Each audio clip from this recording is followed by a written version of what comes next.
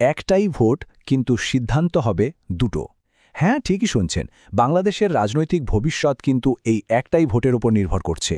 দেশের অন্তর্বর্তীকালীন সরকার সম্প্রতি এক ঐতিহাসিক ঘোষণা দিয়েছে, আর আজ আমরা সেটাই সহজ করে বোঝার চেষ্টা করব। তো প্রধান উপদেষ্টা যে পরিকল্পনার কথা বলেছেন, সেখানে দেশের দুটো বড় সিদ্ধান্ত এক ভোটের মাধ্যমেই নেওয়া হবে। কিন্তু এর আসল মানেটা কি? চলুন এই বিষয়টা একটু ভেঙে বোঝা যাক। তো সবচেয়ে বড় খবরটা কি? এটাই যে আগামী ফেব্রুয়ারির শুরুতে দেশের মানুষ শুধু নতুন সংসদ নির্বাচনের জন্য ভোট দেবেন না, একই দিনে দেশের সংবিধান নতুন করে সাজানোর জন্য একটা গণভোটও হবে। মানে দুটো কাজ একসাথেই। কিন্তু প্রশ্ন হল, এই গণভোটে আসলে কি নিয়ে সিদ্ধান্ত হবে? ব্যালট পেপারে হয়তো একটাই প্রশ্ন থাকবে, কিন্তু তার পেছনে লুকিয়ে আছে বিরাট বড় কিছু পরিবর্তনের সম্ভাবনা। দেখুন, গণভোটের প্রশ্নটা কিন্তু একটাই, কিন্তু একটা হ্যাঁ ভোটের মানে হল 4টে বড় সাংবিধানিক সংস্কারের একটা পুরো প্যাকেজকেই একসাথে অনুমোদন দেওয়া। আর এখানেই বিষয়টা বেশ ইন্টারেস্টিং। একটা হ্যাঁ ভোটের মানে কিন্তু শুধু একটা বিষয়ে সম্মতি দেওয়া নয়, না, এটা আসলে একসাথে 4টি মৌলিক পরিবর্তনের প্রতি অঙ্গীকার।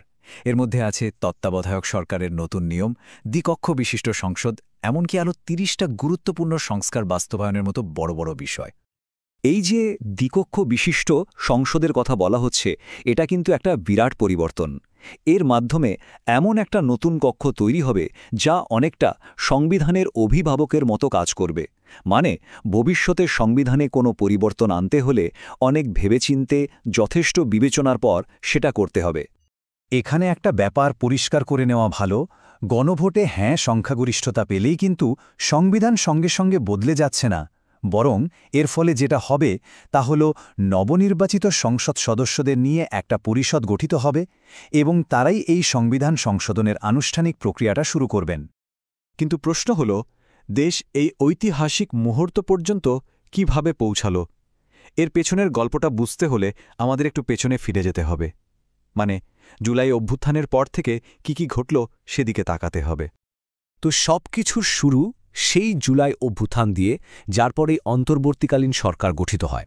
এরপর রাজনৈতিক দলগুলোর সাথে কয়েক মাস ধরে দীর্ঘ আলোচনার পর তৈরি হয় জুলাই সনদ।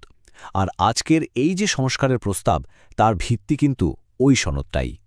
তবে শুধু রাজনৈতিক সংস্কারই কিন্তু একমাত্র খবর নয়। এর পাশাপাশি দেশের অর্থনীতি নিয়েও কিছু ভালো খবর আছে। প্রধান উপদেষ্টা গত 15 মাসে চোখে পড়ার মতো কিছু অর্থনৈতিক অগ্রগতির কথা বলেছেন, যা থেকে বোঝা যায় যে দেশে ধীরে ধীরে স্থিতিশীলতা ফিরে আসছে। যেমন ধরুন, প্রত্যক্ষ বৈদেশিক বিনিয়োগ বা এফডিআই বেড়েছে 19%-এরও বেশি। ভাবা যায়, সারা বিশ্বে যখন অর্থনীতির অবস্থা টালমাটাল, তখন এই বৃদ্ধিটা কিন্তু বিনিয়োগকারীদের আস্থা ফিরে আসার একটা বিরাট বড় সংকেত। আর শুধু তাই নয়, এর সাথে যোগ হয়েছে দেশের ইতিহাসে ইউরোপের সবচেয়ে বড় একক বিনিয়োগ। একটা ইউরোপীয় কোম্পানি $55 কোটিরও বেশি বিনিয়োগ করছে দেশের প্রথম বিশ্বমানের একটা গ্রিন পোর্ট তৈরির জন্য। এটা কিন্তু একটা টেকসই অর্থনীতির দিকে বিশাল একটা লাফ। তবে পুরো ভাষণটা কিন্তু শুধু নীতি বা অর্থনীতি নিয়েই ছিল না। এর শেষে ছিল দেশের রাজনৈতিক নেতা আর সাধারণ মানুষের প্রতি এক আবেগঘন, শক্তিশালী আবেদন।